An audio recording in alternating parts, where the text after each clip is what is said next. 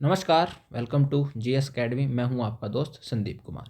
आज हम पढ़ेंगे पब्लिक एडमिनिस्ट्रेशन, जो हमने हाल ही में हमारे पेड कोर्सेज में इसको कंप्लीट किया है। ठीक है, यह जो वीडियो होगी ये आने वाले जो एग्ज़ाम हैं, खासकर यूजीसी नेट वगैरह या फिर जो टीजीटी कमीशन है, उनके लिए बहुत ज़्यादा उपयोगी है। ठीक है, तो इस लेक्चर में या आज के लेक्चर में जो कवर करेंगे वो करेंगे एडमिनिस्ट्रेटिव जो थिंकर्स हैं, ठीक है, उनसे रिगार्डिंग जो टॉप 30 एमसीक्यू है उनको कंप्लीट करने की कोशिश करेंगे। ठीक है, तो चलिए शुरू करते हैं।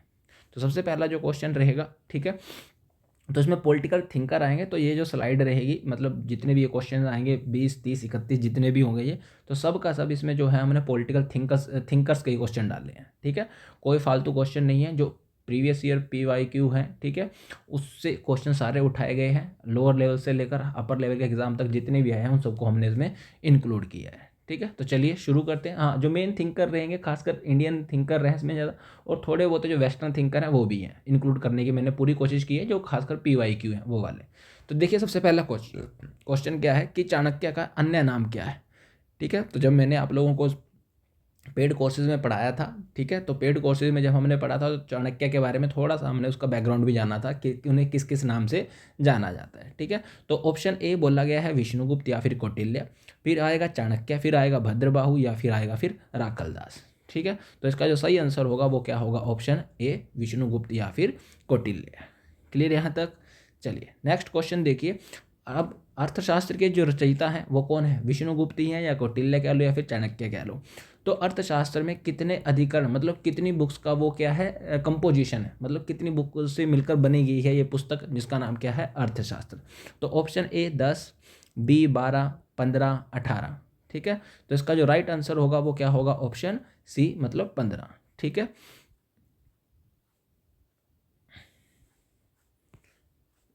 सॉरी।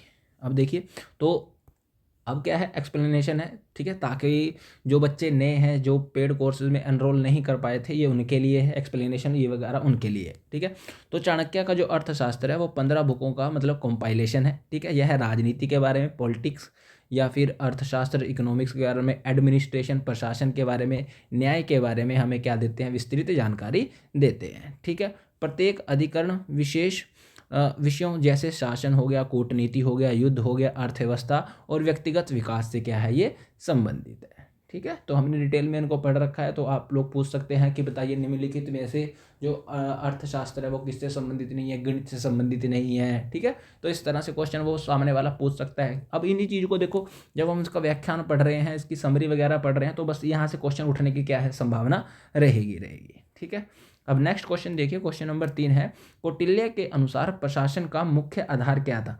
ठीक है, मेजर जो बेस था एडमिनिस्ट्रेशन का कौटिल्य के अनुसार वो क्या था। ऑप्शन ए धर्म और न्याय, ऑप्शन बी धन का संचय करना, या फिर युद्ध कौशल, या फिर डी विदेशी नीति। ठीक है, सही नहीं, ये सही मत काट देना यहाँ से, तो विदेशी नीति। ठीक है, तो कौटिल्य के अनुसार, तो इसका जो सही ऑप्शन होगा वो होगा ऑप्शन ए। ठीक है, तो कौटिल्य ने स्पष्ट किया कि नेतृत्व का जो सार है, ठीक है, वो क्या होगा, धर्म होगा। धर्म का मतलब यहाँ पर क्या, नैतिकता, मोरालिटी। ठीक है, और दूसरा होगा न्याय।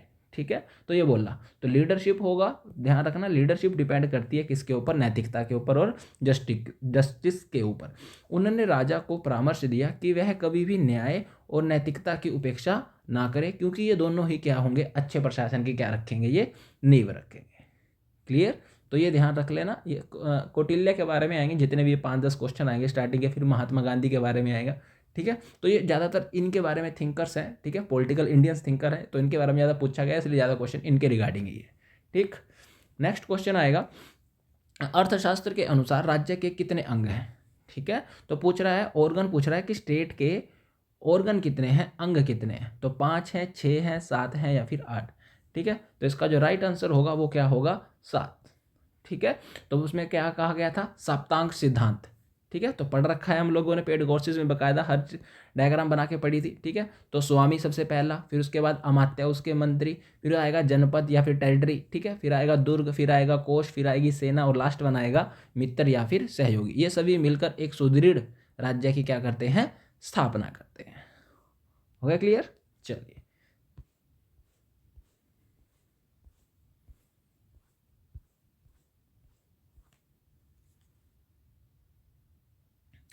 नेक्स्ट क्वेश्चन देखिए, तो अब आएगा प्रादेष्टा किसका प्रमुख था। ठीक है, तो अब हम अमात्य वगैरह पढ़ेंगे, मंत्री वगैरह पढ़ेंगे, तो उनसे रिगार्डिंग क्वेश्चन आएंगे। तो प्रादेष्टा किसका प्रमुख था, तो प्रांतीय प्रशासन का प्रमुख था, जिला प्रशासन का प्रमुख था, ग्राम प्रशासन का प्रमुख था, या फिर नगर प्रशासन का मुख था। ठीक है, तो इसका जो सही आंसर होगा वो होगा प्रांतीय प्रशासन का मुख था। तो कौटिल्य के प्रशासनिक ढांचे में प्रदेष्टा प्रांतीय प्रशासन का क्या हुआ करता था, प्रमुख हुआ करता था, हेड हुआ करता था। स्थानीय जिलों का जो प्रमुख, ठीक है, स्थानिक स्थानिक ध्यान रखना, स्थानिक किसका होगा, जिले का प्रमुख होगा।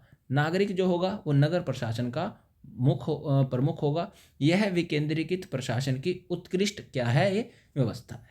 ठीक है, तो यहाँ ध्यान रख लेना कि प्रांतीय प्रशासन का मुख उसे क्या कहा गया है, स्थानीय प्रशासन का मुख उसे क्या कहा गया है, ठीक है, सॉरी, जिले का प्रमुख उसे क्या कहा गया है, और साथ में नगर प्रशासन जो होगा उसका प्रमुख क्या कहा जाएगा, वो सारे का सारा हम डिस्कस कर चुके हैं। ठीक है, नेक्स्ट वन देखिए, कौटिल्य ने किस पर विशेष जोर दिया है। ठीक है, तो उनका जो मेजर इम्फेसाइज है वो किस चीज़ के ऊपर इम्फेसाइज करते हैं ज़्यादा। ठीक है, तो योग्यता, अधिकारी, नौकरशाही, मतलब कैपेबल होगा ब्यूरोक्रेसी के लिए, उस पर करते हैं। वंशानुगत प्रशासन के ऊपर, सैन्य शासन के ऊपर, या फिर धार्मिक शासन के ऊपर। तो इसका जो आंसर है पता लग गया होगा आप लोगों को। ठीक है, ऑटोमेटिक एक्सप्लेन करने की आवश्यकता नहीं है, लेकिन फिर भी जो बच्चे नए हैं ये उनके लिए। ठीक है, तो इसका जो सही आंसर होगा वो क्या होगा, ऑप्शन ए। ठीक है, नेक्स्ट देखिए, अगला आता है, चाणक्य नीति में कितने भावनात्मक दुश्मनों का उल्लेख किया गया है। ठीक है, तो ध्यान रख लेना, चाणक्य जो नीति है, चाणक्य की जो पॉलिसी है, ठीक है, उसमें कितने भावनात्मक मतलब समझा ना। तो मैंने बताया भी था कि आदमी को जो है वो फीलिंग क्या बना देती है, कमज़ोर बना देती है। ठीक है, जब हमने चाणक्य पढ़ा था, शाम दाम दंड भेद वगैरह डिटेल में, ठीक है, तो कहानियाँ सुनाई थी कि कैसे चंद्रगुप्त मौर्य के एक लड़की से प्यार हो जाता है, फिर उसको चाणक्य रोकता है कि नहीं तेरी शादी मैं डिसाइड करूँगा। तो वो सारी की सारी कहानियाँ हमने पढ़ी थी। तो वहाँ पर, ठीक है, तो वहीं पर कह रहा है कि कितने दुश्मनों का उल्लेख किया गया है, 4 हो गया, 6 हो गया, 8 हो गया, 10 हो गया। ठीक है, तो कितने हैं, तो ध्यान रख लेना, वो 6 दुश्मनों का, 6 भावनात्मक दुश्मनों का उल्लेख किया जाता है, जिसे बोला जाता है षड षड षड रिपु। ठीक है, माफ़ कर देना अगर मैं इसको गलत प्रोनाउंस कर रहा हूँ। ठीक है, का उल्लेख किया गया है, जैसे काम हो गया, क्रोध हो गया, लोभ हो गया, मोह हो गया, मद हो गया, और मत्सर हो गया। ठीक है, तो ये आजकल के, अगर आप बाबा प्रेमानंद जी का सत्संग सुनते हो तो ये 6 की 6 बात करते हैं वो, कि मनुष्य के सबसे बड़े दुश्मन तो यही है। ठीक है, मनुष्य को अब इन्हीं दुश्मनों को जीतना है, ना कि बाहर के दुश्मनों को। यही है आपके सबसे बड़े शत्रु। ठीक है, काम, क्रोध, लोभ, मोह, मद, मत्सर। ठीक है, तो यही है। उन्होंने कहा कि ये भावनाएं सही निर्णय लेने में क्या डालती हैं, बाधा डालती हैं। ठीक है, तो यही क्या है, आपकी फीलिंग्स तो हैं। तो मैंने वहाँ समझाया भी था आप लोगों को क्या, कि फीलिंग्स ही जो है वो आदमी को क्या करती हैं, कमज़ोर बनाती हैं। बस ये चीज़ अपनी अपनी डायरी में लिख लेना।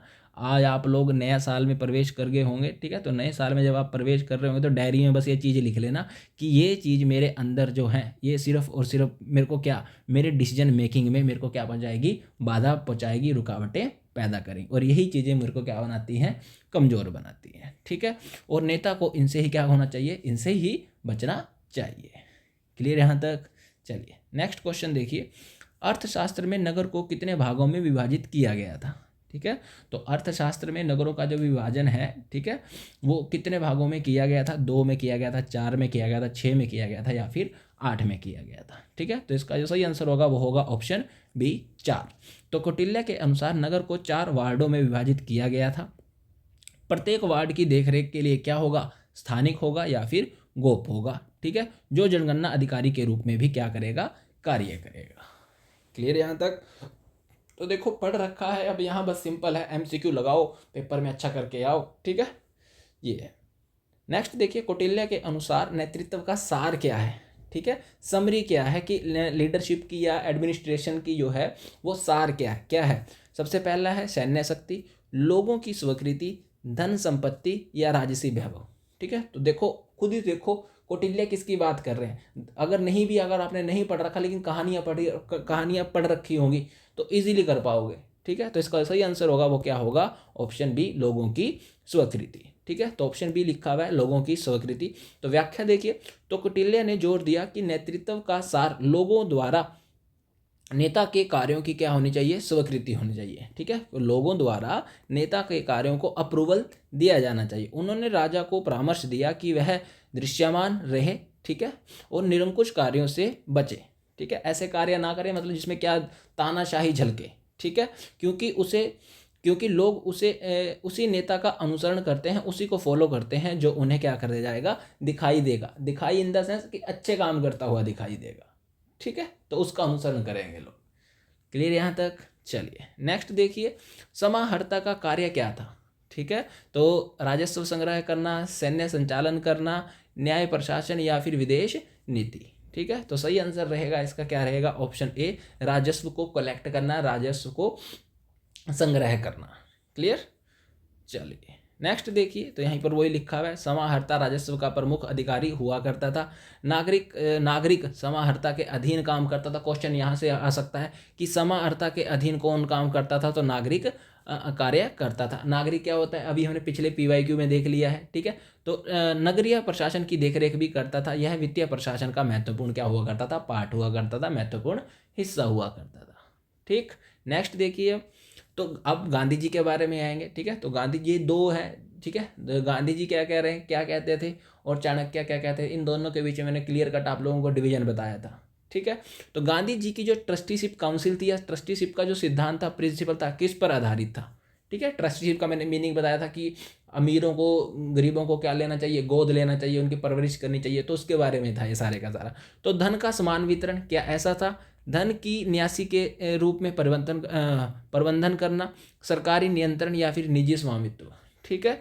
तो इसका सही आंसर हो जाएगा क्या, ऑप्शन बी, ठीक है। तो गांधी जी का जो ट्रस्टीशिप मॉडल था, इस विचार पर आधारित था कि धनी व्यक्ति अपनी संपत्ति के पूर्ण स्वामी नहीं, बल्कि उसके क्या है, न्यासी हैं, उसके गार्जियन है, ठीक है। वे संपत्ति का उपयोग समाज के कल्याण के लिए करने के नैतिक दायित्व के साथ क्या करें, उसका प्रबंधन, मतलब जो उनकी संपत्ति है, जो अमीर व्यक्ति है, अगर उसके पास पैसा है तो वो उसका पैसा खुद का पैसा नहीं है, उसे उस पैसे को जनता की भलाई के लिए लगाना है। यही क्या बोलता है, ट्रस्टीशिप सिद्धांत बोलते हैं। किसके हैं ये, गांधी जी के सिद्धांत, ठीक है। नेक्स्ट वन देखिए, क्वेश्चन नंबर 12 है, सर्वोदय का क्या अर्थ है, ठीक है। सर्वोदय का अर्थ क्या है, मीनिंग क्या है, तो कुछ का उत्थान, कुछ का आपको अपलिफ्टमेंट करना है, सभी का कल्याण करना है, अमीरों का विकास करना है, या फिर गरीबों का उत्थान करना है। तो इसका जो सही आंसर होगा वो क्या होगा, ऑप्शन बी, दिखाई रहा होगा, सर्व प्लस उदय। सर्व का मतलब सभी, उदय का मतलब विकास, ठीक है। तो सभी का क्या करना है आपको, इसमें कल्याण करना है या सभी का विकास करना है, ठीक है।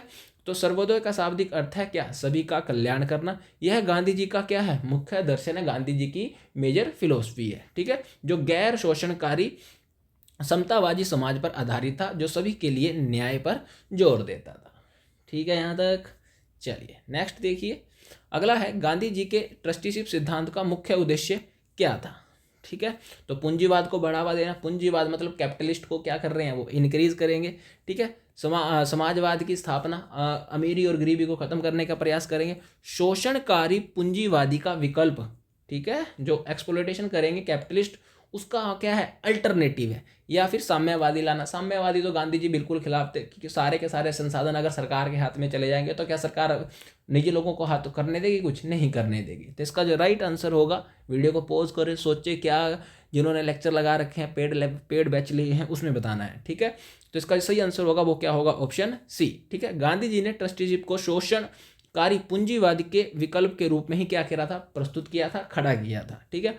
उन्होंने कल्पना की थी कि व्यक्ति और संगठन अपनी संपत्ति को व्यक्तिगत लाभ के लिए नहीं, बल्कि समाज के कल्याण के लिए प्रतिबंधित करे, ठीक है, कि जो भी उसके पास पैसा है वो खुद की भलाई के लिए नहीं, जनता की भलाई के लिए क्या करे, इस्तेमाल करे।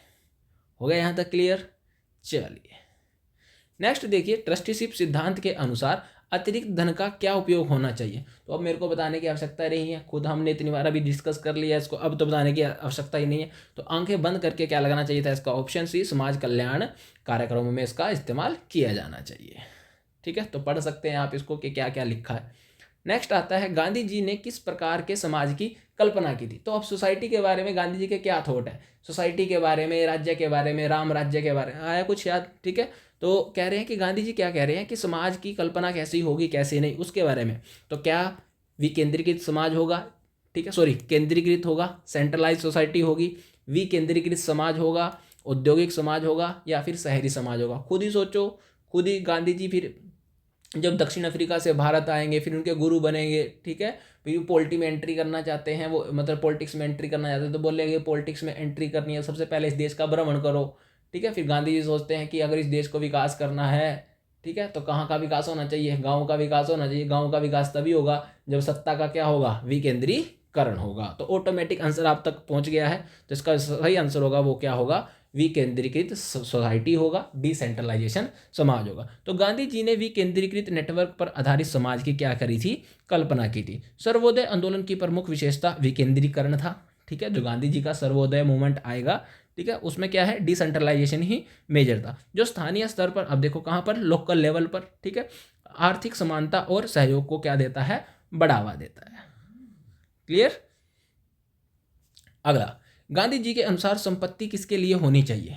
ठीक है, तो वेल्थ की बात कर रहे हैं, तो व्यक्तिगत विलासिता के लिए, क्या अपने पर्सनल यूज के लिए, शक्ति संतुलन को बनाना, ठीक है, पावर को बैलेंस करने के लिए, समाज के कल्याण के लिए, या फिर पीढ़ियों के संचय के लिए? भाई आने वाली पीढ़ियों के लिए हम पैसा स्टोर करना चाहिए, या फिर उसको समाज की भलाई या समाज के कल्याण के लिए लगाना चाहिए, ठीक है। तो इसका जो राइट आंसर हो जाएगा, बिल्कुल है, पढ़ लिया है, तो क्या आंसर हो जाएगा? ऑप्शन सी, समाज के कल्याण के लिए।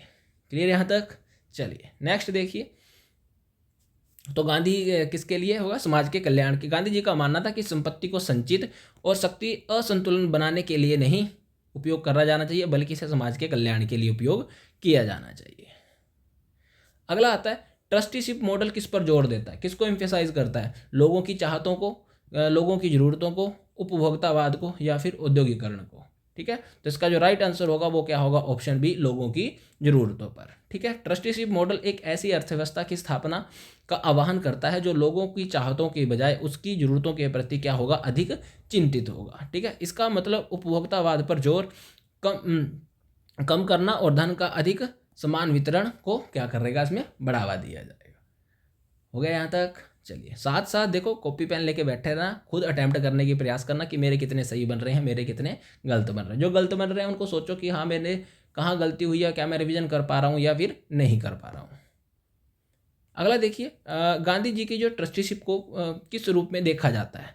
ठीक है, कानूनी आदेश, स्वैच्छिक सिद्धांत, सरकारी नियम, या फिर अनिवार्य व्यवस्था? ठीक है, तो इसका जो राइट आंसर होगा वो क्या होगा? बी, स्वैच्छिक सिद्धांत है, वॉलेंट्री है। ठीक है, गांधी जी ने ट्रस्टीशिप को स्वैच्छिक और स्वनियमित दृष्टिकोण के रूप में क्या किया है?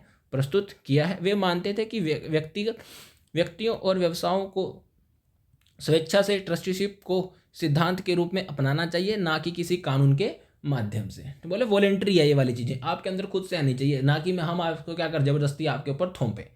ठीक,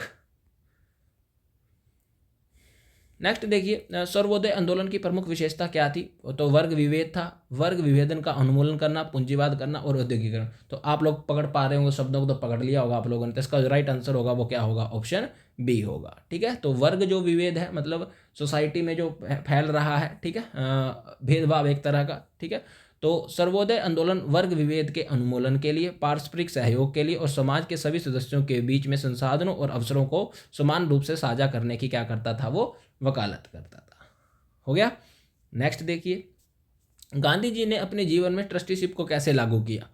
ठीक है, तो गांधी जी ने कैसे किया? ठीक है, तो विलासिता पूर्वक जीवन जीकर, या फिर सादा जीवन और सामाजिक कार्यों में संसाधन लगाकर, व्यापार कर कर, या फिर राजनीति कर कर। ठीक है, तो गांधी जी ने क्या करा? सादा जीवन, उच्च विचार, ठीक है, तो वही कार्य करे, जनता के लिए कार्य करे, सामाजिक कार्य किए, क्या? अपने रिसोर्सेज लगा कर। ठीक है, तो इसका राइट आंसर हो जाएगा ऑप्शन बी। ठीक है, तो सादा जीवन और सामाजिक कार्यों में संसाधन लगाकर, गांधी जी ने सादगी से जीवन जीकर और अपने संसाधनों का उपयोग करके सामाजिक कार्यों के लिए, ठीक है, ट्रस्टीशिप को अपने जीवन में लागू किया। वे स्वयं उदाहरण बन प्रस्तुत करने में क्या करते थे? विश्वास करते थे। ठीक है, तो बस सिंपल सा मेरा भी ये मानना है कि जब तक आपका टीचर या आपका कोच जो है, ठीक है, वो एक्सपीरियंस नहीं होगा, वो फिर वो आपको क्या डिलीवर कर पाएगा? ठीक है, तो ये चीज़ आपको हर फील्ड में अपनानी है। ठीक, अगला देखिए, अब थोड़े से जो है वेस्टर्न जो थिंकर्स हैं उनके बारे में। तो वुडरो विल्सन को किसका जनक माना जाता है? ठीक है, तो किसका जनक माना जाता है? समाजशास्त्र का, लोक प्रशासन का, राजनीतिक विज्ञान का, या फिर अर्थशास्त्र का? ठीक है, तो इसका राइट आंसर हो जाएगा ऑप्शन बी, ठीक है, लोक प्रशासन का। तो वुडरो विल्सन को लोक प्रशासन का जनक या उनको फादर माना जाता है। उन्होंने 1887 में एक पुस्तक लिखी जिसका नाम क्या है, द स्टडी ऑफ एडमिनिस्ट्रेशन, लेख लिखा जिसमें प्रशासन को राजनीति से अलग अनुशासन डिसिप्लिन के रूप में क्या किया था, उन्होंने स्थापित किया, मतलब अलग सब्जेक्ट के रूप में, ठीक है, किससे अलग, राजनीति। तो क्वेश्चन पूछ लेगा वो। अब देखो, अब जब हम इसको डिटेल में यहाँ पढ़ रहे हैं, डिटेल इन द सेंस कि हम इसका जो व्याख्यान पढ़ रहे हैं, इसके जो की पॉइंट है, अब पूछ लेगा वो कि किसने ऐसा कहा है कि प्रशासन को राजनीति से अलग होना चाहिए। तो किसने कहा है भैया जी, किसने, वुडरो विल्सन ने, ठीक है। तो बिल्कुल ध्यान से पढ़े, आप लोगों का ही फायदा होगा इस लेक्चर में, ठीक। ये तो चलो पहला ही लेक्चर है, तो जब तक आपका एग्जाम नहीं आता, ठीक है, तब तक मैं 4-5 इसके लेक्चर ले लूँगा, कम से कम हर लेक्चर में 25 से 30 क्वेश्चन रखूँगा, ताकि आप लोग इस सब्जेक्ट में क्या कर सकें, महारत हासिल कर सकें। अगला आता है, अगले आएंगे हमारे पास, मैक्स वेबर ने किस प्रकार के अधिकार की क्या करी थी, अवधारणा दी थी, ठीक है, किस प्रकार के अधिकार की उन्होंने क्या दी थी, अवधारणा दी थी। तो पारंपरिक हो गया, कृष्माई हो गया, या फिर कानून तर्क संगत, केवल पारंपरिक, केवल कृष्माई, या फिर कानून। तो इसका जो राइट आंसर होगा वो होगा ऑप्शन ए। तो मैक्स वेबर ने 3 प्रकार के अधिकार बताए थे। कौन कौन से होंगे, सबसे पहले तो पारंपरिक अधिकार, मतलब परंपरा पर आधारित, फिर दूसरे होंगे करिश्माई, मतलब आपकी लीडरशिप क्वालिटी, आपके अंदर व्यक्तिगत गुणों पर आधारित, और तीसरा होगा कानूनी तर्कसंगत अधिकार, कानून और नियमों पर आधारित अधिकार होंगे। हो गया क्लियर। नेक्स्ट देखिए, क्वेश्चन नंबर आएगा, एल्टन मेयो किस प्रयोग के लिए प्रसिद्ध है, ठीक है।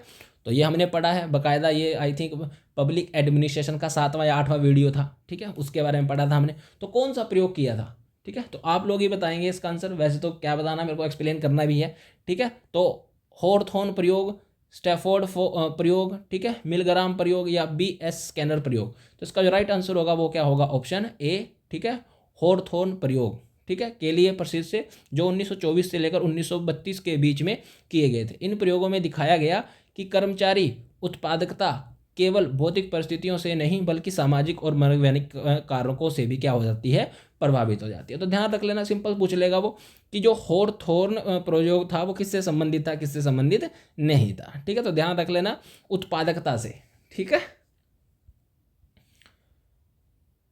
नेक्स्ट देखिए, फ्रेडरिक टेलर, इनके बारे में भी हमने पढ़ा था, को किसका जनक माना जाता है, प्रबंधन का वैज्ञानिक सिद्धांत देने के लिए, मानव संबंध सिद्धांत देने के लिए, प्रशासनिक सिद्धांत देने के लिए, या फिर नौकरशाही सिद्धांत देने के लिए, ठीक है। तो इसका जो सही आंसर हो जाएगा वो क्या हो जाएगा, ऑप्शन ए, प्रबंधन का वैज्ञानिक सिद्धांत। तो बताया था ना मैंने कि साइंटिफिक तरीके इंट्रोड्यूस करने पड़ेंगे हमको मैनेजमेंट में, ठीक है। तो लेक्चर में चिल्ला चिल्ला कर बोल रहे थे बच्चे कमेंट बॉक्स में, सर हमें भी बताइए, हमें ये बताइए। तो फ्रेडरिक विल्सन ने टेलर को वैज्ञानिक प्रबंधन का जनक माना है, ठीक है। उन्होंने क्या कार्यों को वैज्ञानिक तरीके से अध्ययन करने, मानकीकरण और क्षमता बढ़ाने पर क्या दिया था, जोर दिया था। क्लियर यहाँ तक। चलिए नेक्स्ट क्वेश्चन देखिए, हेनरी फेयोल, ठीक है, ने प्रबंधन के कितने सिद्धांत दिए हैं। तो ये क्वेश्चन मैंने नहीं करवाया था तो इसलिए स्टार मार्क, ठीक है। तो इनके द्वारा कितने सिद्धांत दिए गए थे, तो इसका राइट आंसर हो जाएगा ऑप्शन सी, 14, ठीक है। तो हेनरी फेयो ने प्रबंधन में 14 सिद्धांत दिए थे, जिनमें से कार्य विभाजन, अधिकार और जिम्मेदारियां, अनुशासन, एकादेश, एकता की दिशा, सामान्य हित, प्राश्रमिक, ठीक है, केंद्रीय, स्केलर श्रृंखला, व्यवस्था, समानता, स्थिरता, पहल और एकता शामिल है, ठीक है। तो ये ध्यान रख लेना, ये 14 सिद्धांत है किसके द्वारा दिए गए हैं, तो इतना याद रखना है, ठीक। नेक्स्ट आ जाएगा, अब्राहम मास्लो का सिद्धांत किससे संबंधित है, ठीक है। तो ये भी मैंने नहीं पढ़ाया था तो ऐड कर लेना क्योंकि PYQ में आ रखा है। तो आवश्यकताओं का पदानुक्रम, ठीक है, नीड्स का वो आपको हेरिडिटरी पता होनी चाहिए। फिर उसके अलावा आता है नौकरशाही, वैज्ञानिक प्रबंधन, या फिर प्रशासनिक व्यवहार। तो इसका सही आंसर हो जाएगा ऑप्शन ए, ठीक है। आवश्यकताओं का क्या करना है आपको, पदानुक्रम, हायरार्की ऑफ नीड्स, तो आपको पता होना चाहिए, ठीक है, कि मेरे को इसकी जरूरत है, पहले इसकी जरूरत है, फिर इसकी जरूरत है, फिर इसकी जरूरत है, ठीक है। अब्राहम मास्लो ने आवश्यकताओं के पदानुक्रम, जिसको बोला जाता है हायरार्की ऑफ नीड्स का सिद्धांत दिया था। इसमें 5 स्तर हैं। सबसे पहले आई थिंक पढ़ा है हमने ये, सॉरी फॉर दैट, मैंने पढ़ा है, मेरे को याद आ रहा। तो शारीरिक होनी चाहिए, सुरक्षा होनी चाहिए, नौकरियों की बात होनी चाहिए, ठीक है, सामाजिक सम्मान और आत्म साक्षात्कार की क्या है ये आवश्यकताएं, ठीक है। आई थिंक मेरे को आ गया याद, मैंने पढ़ाया है। Okay clear. अगला देखिए, डगलस मैकग्रेगर ने कौन से सिद्धांत दिए हैं, ये मैंने नहीं पढ़ाया, ठीक है। तो इसमें कौन कौन से आएंगे, सिद्धांत XY, सिद्धांत AB, सिद्धांत MN या फिर सिद्धांत PQ। ठीक है, तो इसमें आएंगे ऑप्शन ए सिद्धांत XY। ठीक है, तो उसमें क्या कहा गया, थ्योरी X थ्योरी Y। ठीक है, थ्योरी X माना जाता है कि कर्मचारी आलसी होते हैं और उन्हें नियंत्रण चाहिए, मतलब उनके ऊपर कंट्रोल चाहिए। तो राजा और रंक, ठीक है, बताया तो था कि एक होगा राजा और एक होगा मजदूर। राजा वो जो खुद से डिसिप्लिन में रहे, मजदूर वो जिसके ऊपर सुपरवाइजर रखा जाए, जो खुद से डिसिप्लिन में नहीं रह सकता, तो उसकी बात कर रहा है। ठीक है, तो सिद्धांत या फिर थ्योरी X या फिर थ्योरी Y। तो थ्योरी X क्या बोलती है, जो क्या है, अनुशासनहीन है, आलसी है, उन्हें नियंत्रण चाहिए। जबकि थ्योरी Y मानता है कि कर्मचारी स्व प्रेरित और क्या होने चाहिए, जिम्मेदार, मतलब सेल्फ जो होंगे, खुद से किस में रहेंगे, डिसिप्लिन में रहेंगे। क्लियर यहाँ तक। नेक्स्ट देखिए, हर्बर्ट साइमन को किस अवधारणा का, ठीक है, किस आइडियोलॉजी का क्या जनक माना जाता है। तो सीमित तर्कसंगता, पूर्ण तर्कसंगता, गैर तर्कसंगता या फिर भावनात्मक तर्कसंगता। तो इसका जो राइट आंसर हो जाएगा वो हो जाएगा ऑप्शन ए। ठीक है, सीमित तर्कसंगता।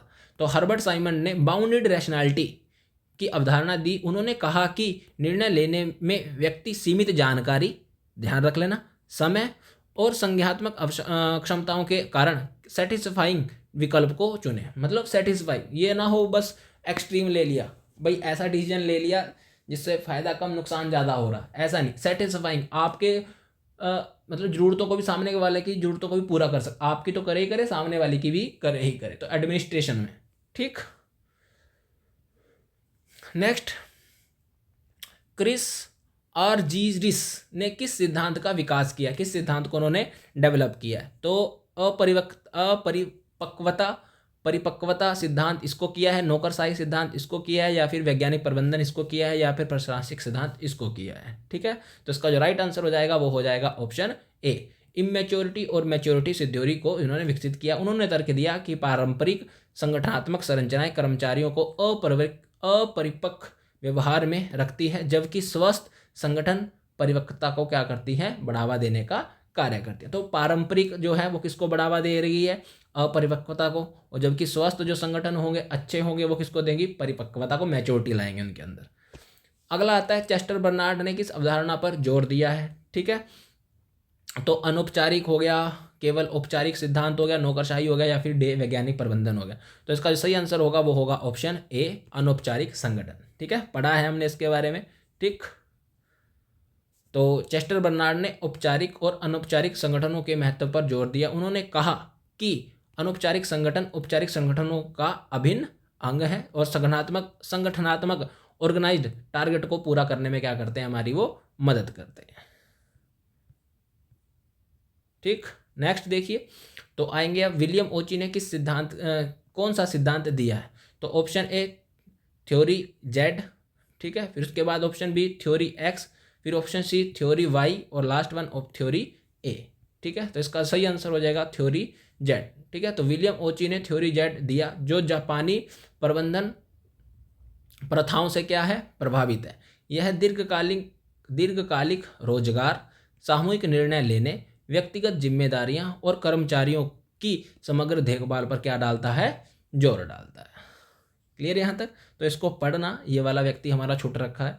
ठीक, और लास्ट वन क्वेश्चन आता है हमारे पास, पॉल एप्पलबी ने भारतीय प्रबंधन के बारे में क्या कहा है। तो 1950 के दशक के आसपास हुए हैं, तो उन्होंने क्या कहा है भारतीय प्रशासन के बारे में। सबसे बड़ा लोकतंत्र है, सबसे जटिल प्रशासन है, सबसे पुराना प्रशासन है, या फिर सबसे छोटा प्रशासन है। तो इसका राइट आंसर हो जाएगा ऑप्शन बी, सबसे जटिल प्रशासन। तो अमेरिकी है एडमिनिस्ट्रेशन, जिनका नाम है पॉल एच एप्पलबी, ने 1950 में भारत का दौरा किया। तब जाकर उन्होंने बोला था कि क्या, कि भारत का जो एडमिनिस्ट्रेशन है, ठीक है, वो सबसे क्या है, दुनिया में जटिल है। क्लियर। तो थैंक यू फॉर वॉचिंग। ठीक है, जीएस एकेडमी। ठीक है, चैनल को लाइक करें, सब्सक्राइब करें, और ज़्यादा से ज़्यादा क्या करें, शेयर करें। ठीक है, आगे भी अभी पब्लिक एडमिनिस्ट्रेशन की 2 से 3 वीडियो और आएगी। ये तो हमने पॉलिटिकल थिंकर कवर करें, अभी और जैसे डिजास्टर मैनेजमेंट के एक्ट आएंगे, ठीक है, एनजीटी वगैरह आएगा, पब्लिक फाइनेंस आएगा। तो इनसे संबंधित बहुत सारे क्वेश्चन बचते हैं जो पीवाईक्यू में आ रखे हैं। पीवाईक्यू का मतलब होगा जो कहीं ना कहीं किसी ना किसी हायर लेवल के एग्जाम में पूछे गए, तो वहीं से मैं उठाऊंगा उनको। ठीक है, तो थैंक यू फॉर वॉचिंग, मिलते हैं नेक्स्ट लेक्चर में।